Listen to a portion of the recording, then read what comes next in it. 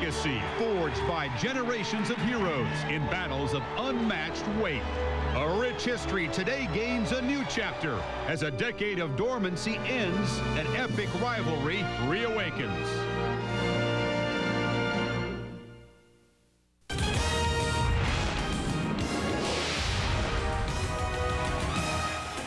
Today, as the Big Reds rumble, it's the Boilers and Buckeyes in a war for the Roses, and the visitors are promising to drill Drew. At the old cocktail party, the Gators' new pitch and catch combo is underage, but ready to stir things up. The unbeaten Hokies and Tigers are on alert for the dreaded look ahead. Winkies on the warpath. The Ducks are in the desert, and College Game Day is ringside as the Sooners and Cornhuskers count down to kickoff.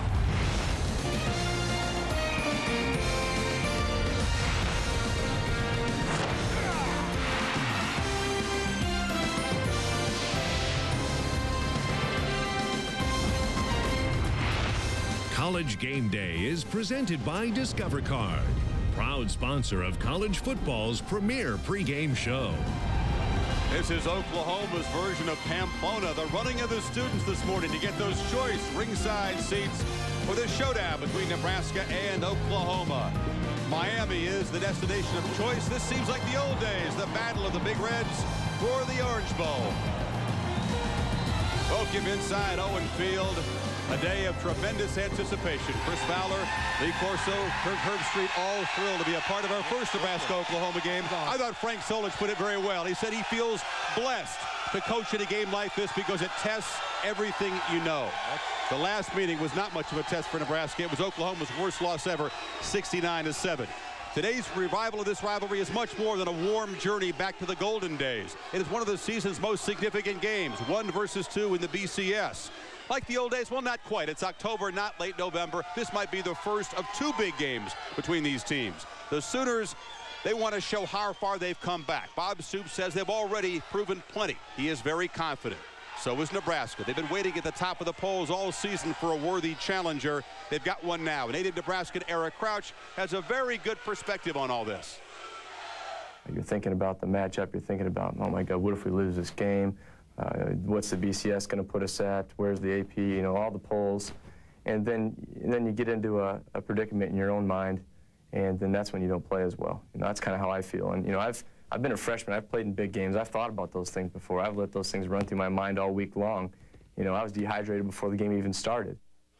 Now, big game edge definitely has to go to Nebraska. They had more experience. Oklahoma an underdog for the 3rd straight game.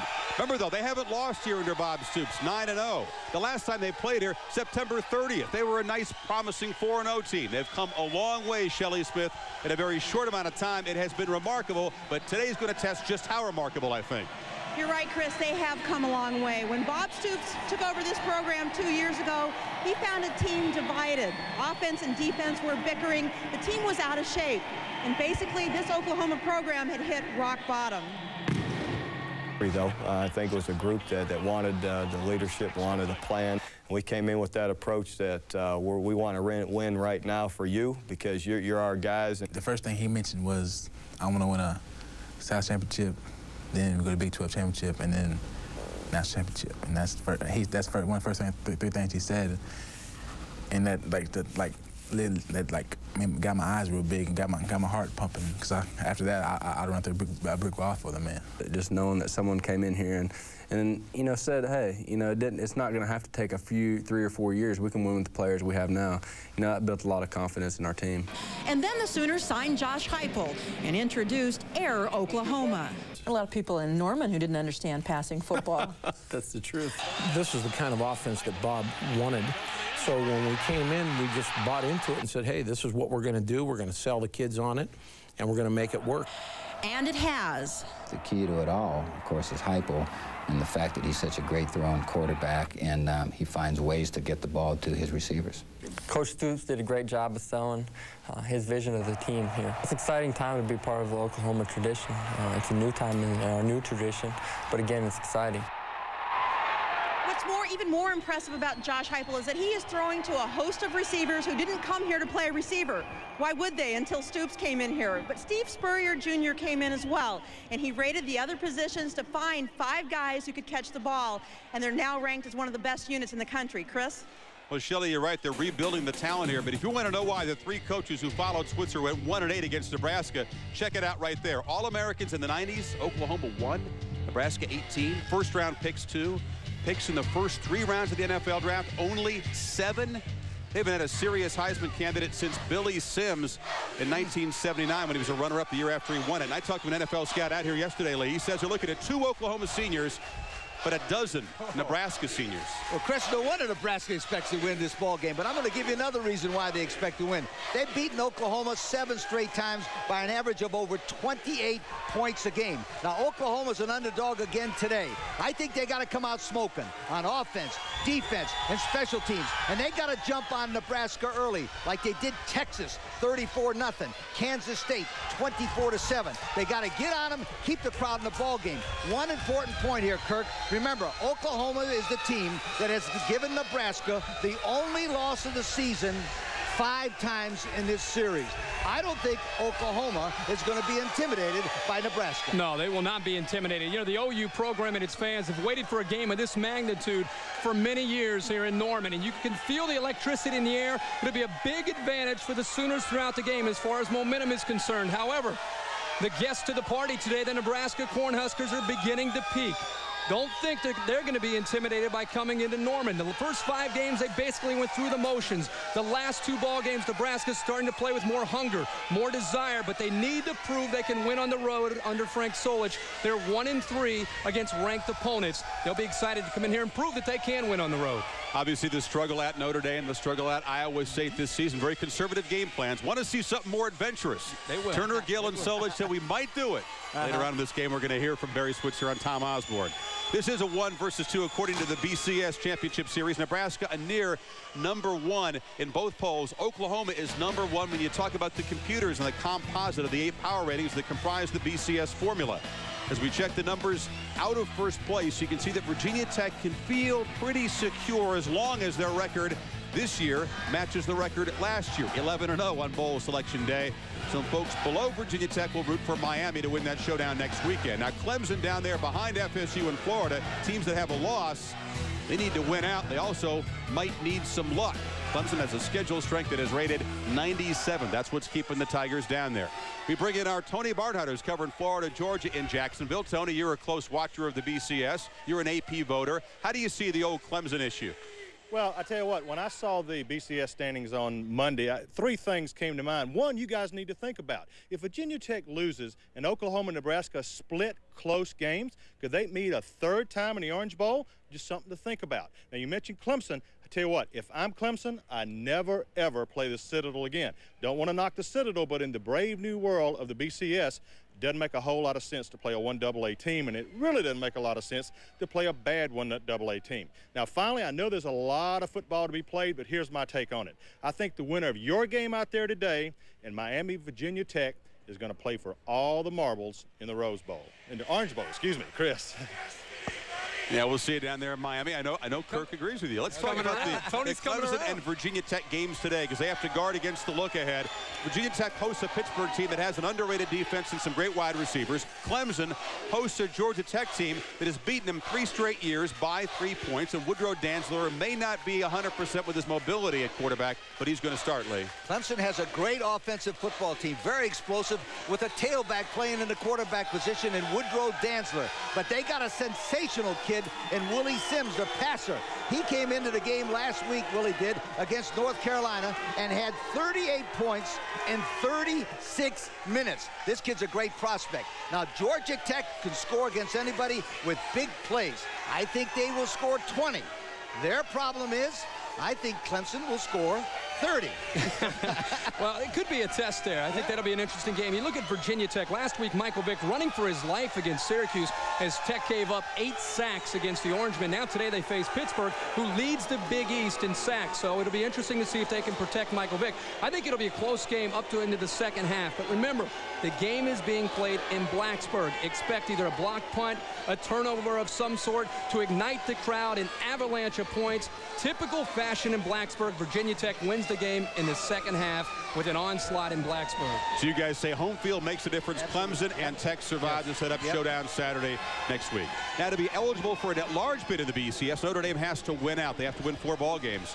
Here's the tricky part. They also have to be in the top 12 in the BCS standings. They are currently 19th. They're 19th in the coaches poll, which I think is very underrated given the close nature of their 2 losses here. Computers have them about 14th. They're going to have to pass teams like Southern Mississippi and Georgia, perhaps Michigan, and Purdue, a team they beat.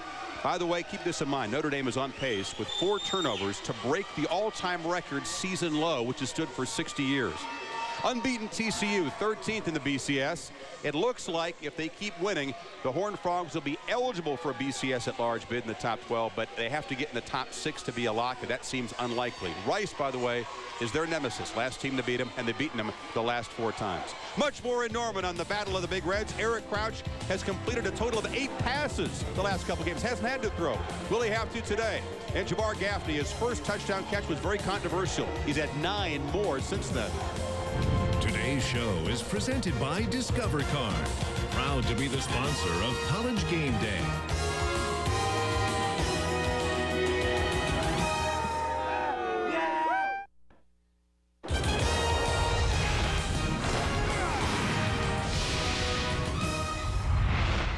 Welcome back. This is about an hour from kickoff now in Norman, Oklahoma. This place is about 80% full. It gives you an idea how long these folks have waited for this game. In Jacksonville, the stadium may have been prettied up when the partying toned down, but the world's largest outdoor cocktail party still rages, and this is the 20th anniversary of the Georgia-Florida series signature moment, Lindsey Scott's catch and run in the Dogs' national title season. Today, Quincy Carter returns. A left shoulder injury snapped his streak of 30 consecutive games started against Kentucky. A couple of awful games in his career against the Gators have been well documented. Today's game plan: get a little bit from Quincy, but try to run the ball against a Florida defense that's been vulnerable. The quarterback who simulated Quincy Carter in the scout team last year is redshirt freshman Rex Grossman. He's become an instant star and Spurrier's favorite quarterback since Danny Werfel. Grossman's efficiency rating, one of the nation's best. 1 interception, 14 touchdowns, 9 to fellow freshman Jabbar Gaffney. It's clear these two have developed a special on-field chemistry. The native Hoosier and the second-generation Gator have taken very unusual journeys to stardom. Here's Tony Barnhart. On a recruiting trip to Florida State in 1998, Grossman and his dad decided to make a side trip to Gainesville. It would change the course of Grossman's football career. Got his tape, his highlight tape with him, and I was in that morning. I didn't have a golf game that afternoon for some reason. I happened to accidentally run into Coach Spurrier, and he saw that I was a quarterback, so he spent a little time with me, and he watched a little bit of my highlight tape, and I watched some of his 96 touchdown tape, and you know, he liked what he saw, I guess. Gaffney's father, Derek, and 3 uncles all played at Florida, but Jabbar up here headed to Pittsburgh until a late-night call from Spurrier. I remember calling him up one night and said, hey, we got a scholarship for you. We had some guys waiting that, I said, I'm not waiting on these guys anymore. Let's offer Jabbar Gaffney. I didn't really want to go out of state, so it was just a great feeling when he called me that day, and I just accepted it. But last December, before he could play in his first game for Florida, Gaffney was dismissed from the team for stealing money and jewelry from the locker room. I've been a Gator for as long as I can remember, and this is the only place I ever really wanted to play, so I didn't want to leave. But he just kept going to school, and he kept sort of coming by and say, Coach, I hope you'll reconsider, and I really want to play for the Gators. I just went and apologized to him, told him I made a mistake, and a couple of weeks later, a month later, I guess he came to terms and gave me a second chance. Entering spring ball, senior Jesse Palmer was already penciled in as the starter, with prize recruit Brock Berlin waiting in the wings.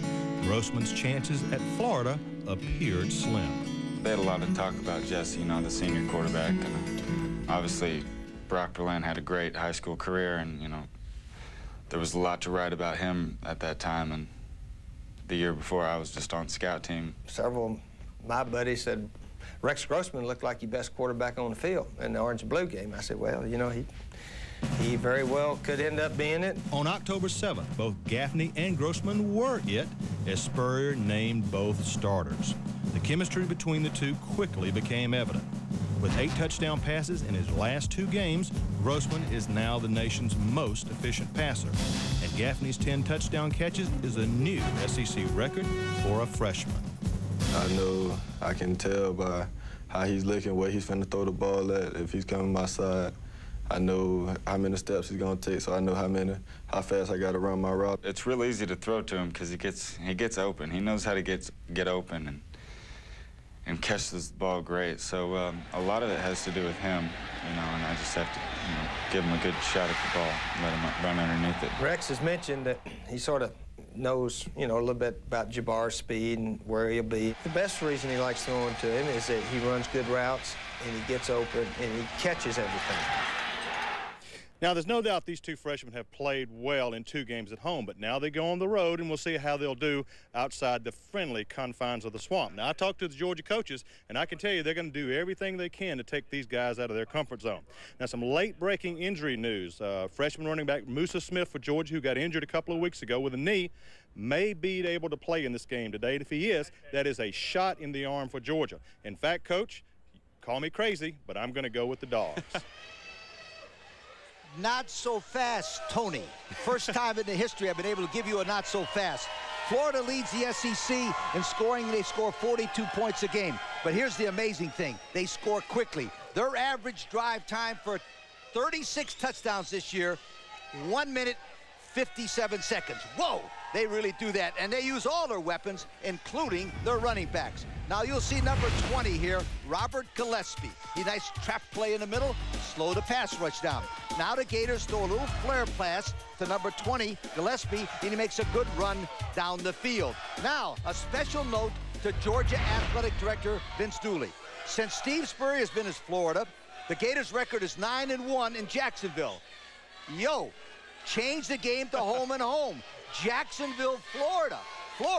Florida wins in Jacksonville, Florida. I'm trying to tell them. Well, you got to get that game. You're saying home and home. I think it has to do with the talent on the field, too. You know, when you eliminate the mistakes from Steve Spurrier's offense, it's frightening how good the Gators' offense really can be. This year, as a team, 22 touchdown passes to only 3 interceptions. As a result, they have a plus 16 turnover margin. This has been an area of the last couple years that has really hurt the Florida Gators, not this year. And that's the reason I liked them to win today. If you go back and look at the history of this game, the last 7 times these two teams have matched up, turnovers have killed Georgia, at least 3 a game. And I think that's the story today. Florida wins by creating turnovers and protecting the ball. And turnovers have not killed Florida. In those 7 games, you know, Georgia has not gotten a single point following a Florida turnover. That is truly amazing. By the way, I think Tony agrees with me, Lee. Keep the game in Jacksonville. It's too much fun down there. Tony, the SEC West is just wacky.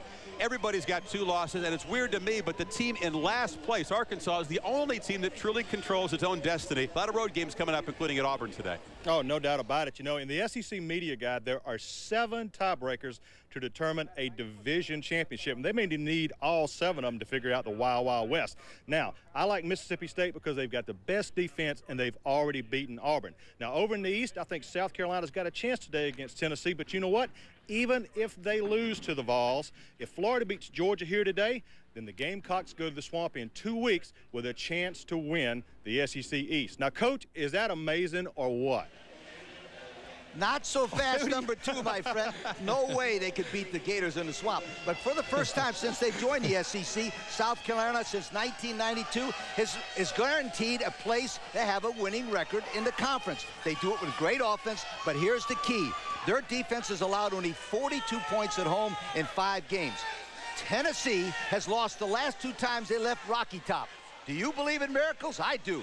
South Carolina beats Tennessee in Columbia and wins number 8. Now I got to give you a not so fast, my friend, because I think the key to this game is South Carolina's ability or inability to run the football. They lead the SEC in rushing. I think they have the best back in the SEC in Derek Watson. And will Tennessee's front seven be up to the task of stopping Derek Watson's the whole key to the game? I think Tennessee last week gained some confidence, refocused now. They believe they can win out. And with a young quarterback on the road in a hostile territory, they have to win this game with a defensive effort. As they did last week. This is Clawson's first road start. South Carolina has 16 interceptions. Can they make Tennessee's offense take risks? If they can do that, they got a chance. Alabama was not able to do that. Speaking of interceptions, Chris Winkie had 6 of them his last visit to Raleigh. He's still got the sore foot, but he's thinking about redemption as the Seminoles visit tonight. Chuck Amato, of course, the Wolfpack coach, 2 weeks to get ready for his old boss, Bobby Bowden. Can he get it done? We'll talk about that game coming up from Norman.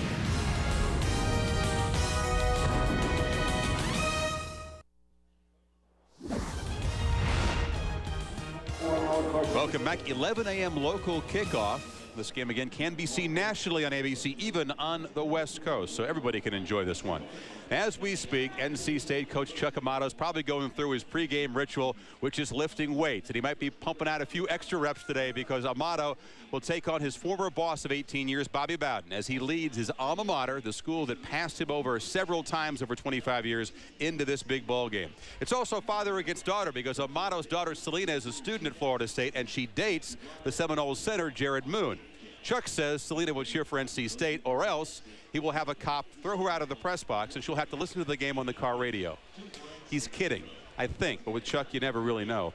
Chris Winkie comes back to a house of horrors for him 2 years ago in the Lost Kirk, and I just wonder if the routine that Winkie has because of that injured foot, skipping practice Monday and Tuesday, light workouts in the middle of the week, and then playing through pain on Saturday. I mean, you tell me, is that routine ever going to catch up to him? Well, he's a guy that can handle the pain. They have 535 yards a game as far as total offense is concerned. So whatever Chris Winkie is doing, keep doing it. You're doing a great job. And I think Winkie's going to play well today. I think it's up to Phillip Rivers to try to match Winkie throw for throw. And he has a big play receiver in Corin Robinson. Very important for Florida State to get pressure on Phillip Rivers, which means you're going to see Jamal Reynolds today trying to have a field day putting pressure on young Phillip Rivers. He has tremendous speed on the outside. He's developed more strength and more power. He's been able to come up with 10 sacks this year. He has 13 sacks in the last 9 games for Florida State. I think the game will be interesting early. I think the fans in Raleigh, they've been waiting for this game so long. It's going to be very inspiring for Chuck Amato to go up against Florida State. First half, tight game, and look for Corin Robinson to make plays. But eventually in the second half, too much talent. Florida State will run away with it in the second half, but it'll be good. It'll be interesting early. I agree with you. I think Florida State's offense has been awesome, and they're led by quarterback Chris Winkie. They're #1 in the nation in pass offense, and they finally might have found one thing they've needed, a place kicker. Maybe a couple games late, but who knows? They've got a place kicker named Chance Waltney that is absolutely one of the best in the nation. And one of the things about him is he's kicked 31 straight extra points. Last week he kicked 3 field goals against Virginia, and he kicks off into the end zone. The reason that last thing is important, Chris, is the fact he gives field position, good field position for Florida State's defense, who is 4th in the nation in scoring. So let's take a look at this situation. North Carolina State will pass, look good. Florida State wins by 20. A second chance for Chance Gwalt. He lost his job early in the season. One of the best in the nation. He's back. One of the best in the nation right now. We'll see if Amato can get him ready with the extra week. That helped Kansas State staff. It helped Newhouse beat Colorado. Will it help? We'll take a look back at 3 of the many classic confrontations in this rivalry. Barry Switzer and Tom Osborne will also join us coming up from Norman.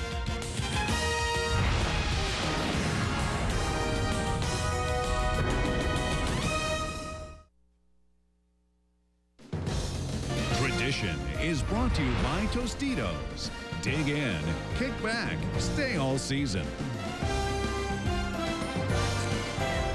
Well, if you're a football fan over 30, you know all about the blood, sweat, and tears that have been spilled on this field in this rivalry and also up in Lincoln.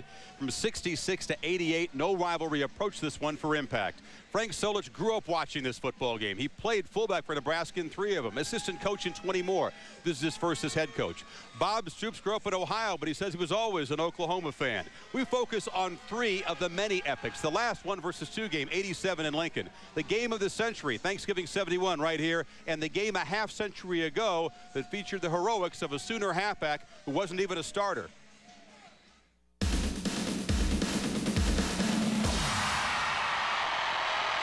He was fast, physical, and on November 25th, 1950, Billy Vessels was unstoppable. The small-town sophomore became an Okie folk hero that day, rushing for a then school record 208 yards. The top-ranked Sooners rallied to bury Nebraska in an avalanche of Vessels touchdowns, 3 as a runner, 1 as a passer. Only the encouragement of Bud Wilkinson had rescued this future Heisman winner from flunking out as a freshman. It may have been one of the coach's most important pep talks ever. This is an opportunity for the real Big Red to stand up. Another Heisman legacy was first forged on the same field 21 years later. This was a Big Red battle of unequaled fanfare. It was a game unlike any other before and since, I think, 1 versus 2. Both teams were ahead, some 800 yards approximately in total offense, 1 penalty. The scoreless tie was broken on the broken field heroics of Nebraska's Johnny Rodgers after dodging a tackle by his closest Heisman rival. My old true buddy himself. Greg Pruitt was the first man down. He's to the 50, to the 45, to the 40, to the 35, to the 20, to the 10. He's all the way home. Rodgers' return remains the game of the century's signature moment, but it was followed by 8 more touchdowns. The Sooners employed a stunning tactic, the forward pass. We were such a terrible passing team that nobody ever worried about us passing. We had 4 backs in our backfield, all gained over 1,000 yards rushing during that season. OU completed just 31 passes the entire 71 season. The 2 biggest featured All-American Jack Mildren to John Harrison. It's a touchdown, Oklahoma lead. With the Sooners ahead by 3 in the 4th quarter, the Huskers put their faith in the men up front, and they plowed forward. Needing 74 yards for victory, Nebraska got 50 of them from Jeff Kinney, including the final 2. All the trash talk before 87's showdown of 1 versus 2 came from the Huskers, who smelled blood with wishbone wizard Jamel Holloway and fullback Lydell Carr joining a gimpy Barry Switzer on the sidelines. But it was Oklahoma's overlooked defense that suffocated the Huskers all day. Ricky Dixon's pick set up an OU offense that had been self-destructing for the tying touchdown. The loss was one of Tom Osborne's most bitter, a 4th straight to Switzer, who in the post-game glee had forgotten the pain of his torn-up knee and a looming NCAA investigation. We were setting a heck of a trap because of the way we've been playing the last couple of weeks, and we like coming in number 2 and the underdog, and we just seem to play a little better. That was an emotional day for Barry Switzer, very satisfying one, and he joins us now. In the year after that game, you were forced out of here, and Oklahoma has not been close to a national title this late in the season since. So these Sooner players, a game this big is new for them. What would you tell Bob Stoops and these players about the readiness of a Nebraska-type game? Well, first of all, they'll be ready to play because both of them bring out the best in each other. You don't have to worry about teams getting ready to play this game today. You say both are ready. That's you. They know what's at stake. They're ready to play, and you'll see a great ball game today. That brings back a lot of memories there. We've fallen out of sight for a decade. Bob Stoops and his staff have done a tremendous coaching job with the talent that was here. A great scheme, super job. Coach, what's it mean for you to be able to come back to Norman and to be able to see the Sooners up close and be on the sideline? We saw you a couple weeks ago on the sideline at Kansas State. To be around, how important is that to you? Well, for 13 years I haven't, Kirk, and they embraced us. They brought back a lot of the players that played for me. They wanted to relive the tradition and the heritage of Oklahoma football, and Bob Stoops is a smart guy. He brought us all back in. We've all had a chance to visit with the squad on numerous occasions. Bosworth's here today. He's going to be talking with the linebackers. I've spoke to him on many occasions, Casillas. Even Marcus Dupree, even though he played 1 year with me, he's been back to see these guys. Barry, you've been retired from coaching now for 3 years, and I see you moving around a little bit closer to the sideline. Any chance you might try to come back like John Robinson and Lou Holtz has done lately? Well, I tell you what, if I did, the first guy I'm going to hire is Josh Heupel as my quarterback coach. I promise you. I've already talked to Josh about that. But no, I think it's over for me. I'm 63 years old. My bucket's half empty, and all the things involved in college coaching. I admire Lou Holtz. That being able to go out there and do this and stay after it. I don't think I have the what it takes today to go do that. Well, we appreciate you stopping by. They still love you here. You got your old adversary, Tom Osborne. Well, I was with him earlier. J.C. Watson, Tom Osborne, congressman now. Okay. Tom has some plans for next year, and between Switzer and Osborne, 43 in Nebraska-Oklahoma games. He's with Shelley Smith. Okay, joining me now, a man who knows a lot about these rivalries, Coach Tom Osborne. What is your biggest memory, I guess good or bad, of this rivalry? Well, I've got a lot of memories. Going back to the 71 game, of course, I was an assistant. And then I guess maybe the last game that we played down here was cold, and it was raining. It was Barry Switzer's last game. And then we pretty well shut down the Wishbone that night. It was a 7-3 game. So a lot of great games and a lot of great memories. That 71 game, you were an assistant, but you coached Johnny Rogers in that game, and what a tremendous athlete he was, and I know you were such a big part of his development. Looking at Eric Crouch, how does he rank compared to the athletes you've coached? Well, Eric's right up in there. I think he's as good as we've had. Good passer, great runner, very durable, tremendous speed, about 10.3, 10.400 meters, so he's a great player. We're asking Barry Switzer this. What would you tell your team today, if you were coaching today, what would you tell them about going into this game? I just tell them to focus. You know, people think you have to fire people up. You don't have to fire them up today. Maybe have to calm them down and make sure that they really concentrate on technique, on the play that's called, the defense is called, and try to block everything else out. Just keep playing. And it'll be a 4-quarter game, and play physically, because the team that's the most physical will probably end up on top at the end of the game. You going to be on the sidelines today? Yeah, I'll be. We're on the Nebraska sideline, and so it'll be. It's kind of strange, but it'll be nice to be back there. I don't imagine you'll be up, you know, congratulating players and telling them what to do like Barry did against Kansas State. I'm going to stay back out of the way. All right, thank you, Coach Osborne. Back to you guys. All right, Shelley, thank you. Great to have Coach Osborne on the sideline. That is a first as Stoops and Solich meet for the first time. Plenty more in the Battle of Big Red coming up from Norman.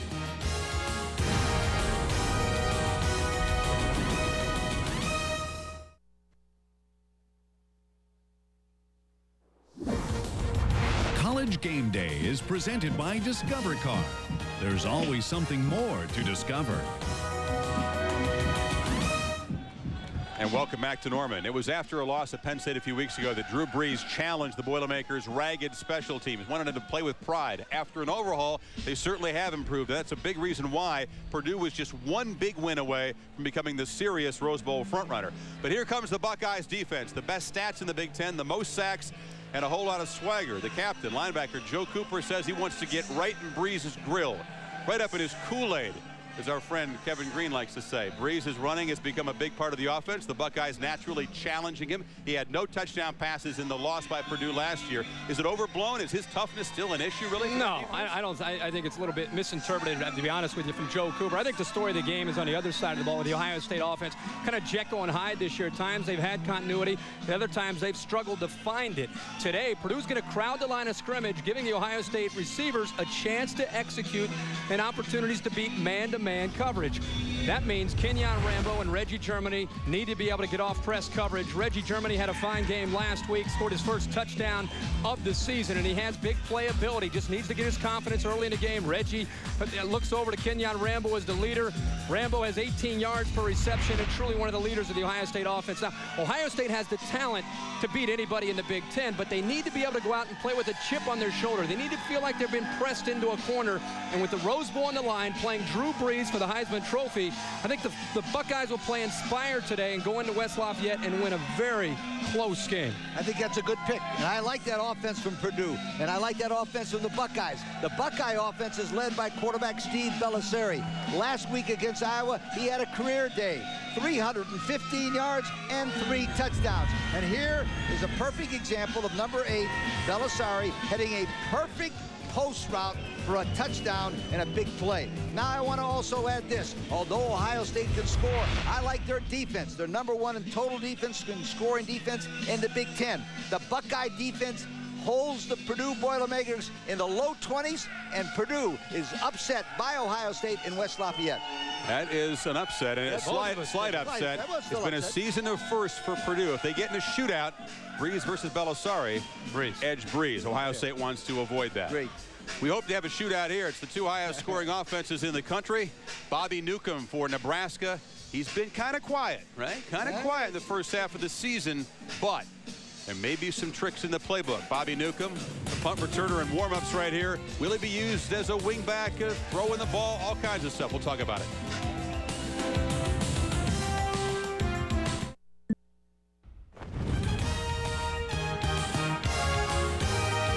Josh Heupel, the southpaw at Aberdeen, South Dakota, via Snow Junior College. He takes a beating. He never changes his expression. Very calm guy.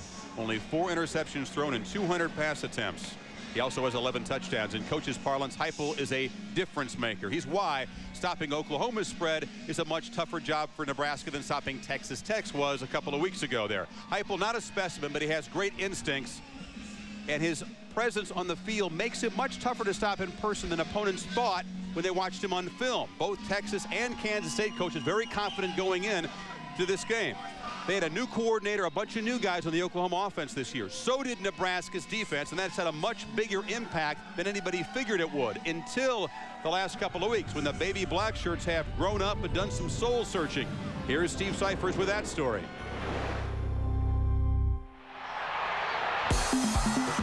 This has been Nebraska's problem this year. Their defense. Stunning beginning to this one. By Blackshirt standards, September was a horrible month. There it was, the Nebraska defense giving up yards and completions, first downs and points. I'm used to, going in and playing for the Blackshirts, going in and just destroying an offense. And we weren't doing that. We in the bang today. Defense in the bang, baby. We were practicing well, but we just wasn't showing up on Saturdays as a defensive unit. That was true. I mean, as a coach, you see a guy execute something in practice, and yet you get out there in the middle of the game, and we wouldn't get it done. And that is frustrating. Especially for Craig Bohl, who in his first year as the Huskers defensive coordinator took over a group with just 4 full-time returning starters. There was a great deal of pressure on him.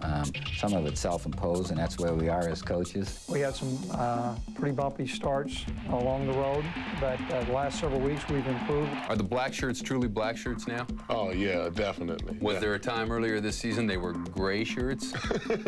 You never go gray. You just gotta solve, you just gotta iron a few things out. A wrinkled black shirt, yeah, then? Wrinkled black shirt, I'll give you that.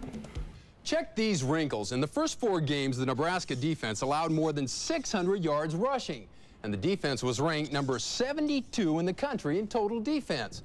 But in the last 3 games, the Huskers allowed just 61 yards rushing, and the total defense now for the Blackshirts, 15. In other words, before the Iowa State game, the defense was bad. Touchdown, Missouri! After the Iowa State game, the Blackshirts were good. For us to say that we're a dominant defense, I don't know if you could say that. Are we a different defense than we were 3 weeks ago? Certainly. Oh, the black shirts stack them up this time. So what did they do differently? Well, what they didn't do was panic. There was never any time where there was any finger pointing or anything like that. Never? Never. But in the playbook, Bohl's staff did simplify some things and embellish others while making subtle personnel moves in certain situations. And that personnel came to know and trust each other, they say, especially the week of the Texas Tech game when they called a meeting for players only. When those doors were closed, our coaches felt very good that, they knew where we needed to go. We just wanted to address some things, get some things straight. It wasn't no fist fight, look, you gotta do this, you gotta do that. Everyone knows what we gotta do. And they did do it against outmanned Texas Tech and Baylor. But now comes Oklahoma. They give us a chance to show the world that we are a much improved defense. Heupel is a cool guy under pressure, and that's one thing that, we're gonna have to try to do is rattle his cage a little bit. Let's see what the cat drug is. As long as we winning, they can't take nothing away from us. As long as we come home with the trophy, hey, they'll forget all about those bad games in the beginning of the season. It's not how you start, it's how you finish. Well, Husker defensive assistant George Arlington said it's very frightening to look at Oklahoma's tape against Texas. I don't have a big pad and a marker like Steve did, but I'll give you some numbers. Oklahoma in the red zone is astounding. 31 trips in the red zone, 26 touchdowns, 4 field goals, 1 missed field goal. That is amazing. But Nebraska doesn't let you get to the red zone. No, they don't. Great piece there by Steve. And I think one of the things you look at in Nebraska for the last 2 weeks, they've been getting a little bit more back to the way they used to be, more relentless and aggressive. And they better do it today because they're going to face the best offense they'll see all year. And the only way you can slow down Oklahoma is to pressure Josh Heupel. You have to come from a number of different areas. keep an eye on defensive end Kyle Vandenbosch, number 83. He is playing much better and seeming to come into his own as one of the leaders of this group. They're also swarming more. Here the pocket kind of collapsing against Texas Tech, and 6 of their last 14 sacks have come in the last 2 weeks. Now today against the Sooners, I think you're going to see a variety of looks. As I will be shocked if Nebraska doesn't blitz often and keep coming in a number of different ways, because the one way you can slow down Josh Heupel is to try to get him out of rhythm, because if he finds his rhythm, you can't stop him. But he's tough, and he'll hang in there. The Oklahoma offense is led by quarterback Josh Heupel. They're number 1 in the nation when it comes to scoring and number 4 passing. And what Josh does the best, which I like, he uses all of his weapons. Everybody with the quick passing game. Now, let's watch him, number 14. Josh hit number 3, Josh Norman, as he moves around. Nice little quick pass. But here's my favorite. He hits number 12, Curtis Fagan, right back to get the ball out of his hands before they can rush him like Kirk wants him to do. But here is an unbelievable stat. This is unbelievable. Oklahoma has thrown for more yards, 5,424, in Josh's 18 games at quarterback than Oklahoma did in all 6 national championship seasons combined. Yo of the week. They had more completions in some games than Switzer's teams did in an entire season. You mentioned the Oklahoma receivers. That's key. They have to play just as tough as they did up in Manhattan, because they're going to get hit. Going to have to get off man coverage, too. Get off man coverage, catch the ball, and take hits. Scan this crowd here, make it tough on Eric Crouch.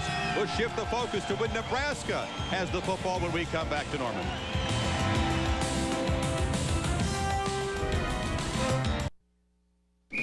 On Campus is presented by Outback Steakhouse, proud sponsor of the 2001 Outback Bowl. We saw Eric Crouch warming up. He says he feels great. He's hardly taken a hit the last couple of weeks. When you come into a big game and you feel rested, that is definitely a bonus. Crouch will never have the kind of stats that just wow the Heisman voters. But like Heupel, in his own way, he is deceptively deadly. To stop him, Oklahoma's defense wants to have number 10 and number 20 flying after him. Torrance Marshall and Rocky Kalmus. Marshall, the South Floridian via junior college. Rocky Kalmus, the native Oklahoman, the tough guy who has played through a fractured leg and a broken wrist and a thumb injury this season. They are both classic linebackers, and Shelley Smith corralled the Sooners' 2 defensive leaders.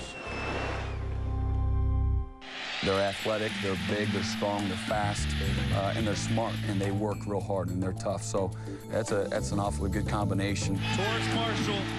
Torrance probably has more, raw natural ability, and Rocky more the instinctual part of the linebacker. Who has the linebacker mentality here? Both of us, probably. I hope so. You have to do a lot of things. You have to hit, and you have to be real physical.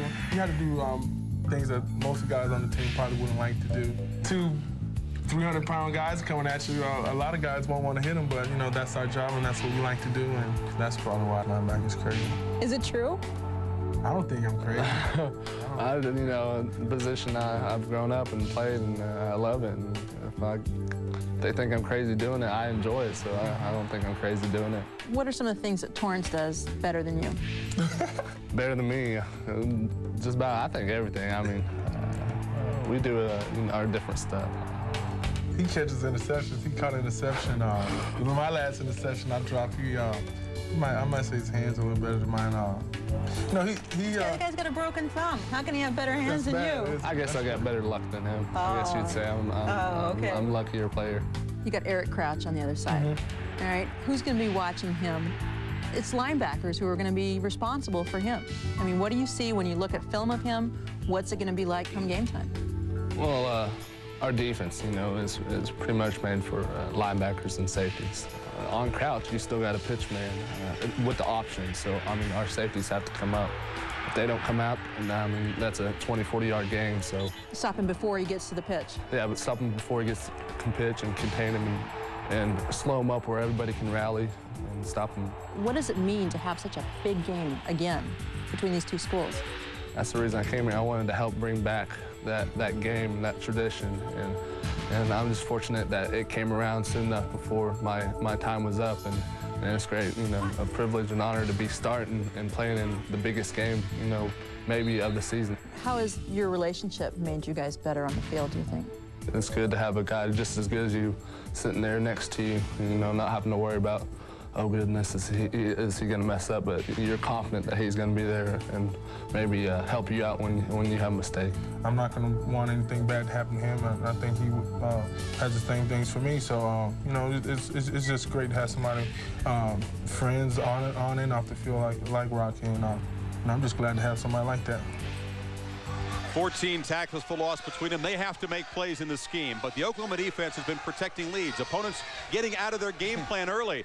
What if Nebraska doesn't? And they are very, very good at maintaining stubbornly their game plan. Remember, Nebraska's offense consists of 80% of it is around the option series. And number one thing they do, they lead the nation in rushing, and they score 42 or more points 6 of the 7 times they played this year. They got a great quarterback reading the option, and Eric Crouch, number 7. Now watch number 7, Eric Crouch, as he goes down the line of scrimmage. He's going to get hit. A little left-handed pitch to the tailback. Yo, all the way. Number 7, Eric Crouch comes down the line this time, and they make a mistake. Whoop! They let him run the football. Aha! Touchdown.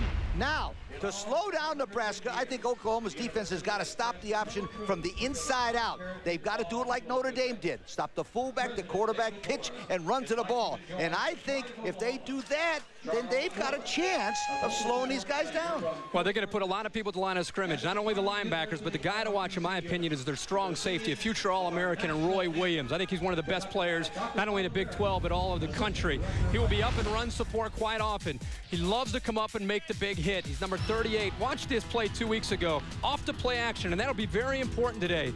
Reads the play action fake and makes the big interception. Now, I agree with what Lee and Chris are saying. I think the key to this game is Nebraska's ability on offense. Not so much the option, but look for them to go away from some of their tendencies. With the emotion of this crowd, the Oklahoma defense is going to be fired up. Look for play action passes and some trick plays from Nebraska to try to slow down the defense and then go back to old reliable number 7. But looking for a little bit of maybe a reverse to Bobby Newcomb or maybe a play action pass. Use the emotion in the pursuit against him. I agree with you. And then try to stand up in the fourth quarter. Those defensive ends for Oklahoma, they're kind of on the small side. So we'll see if they can stand up to a 4-quarter penalty. There is Rocky Kalmus. We'll come back.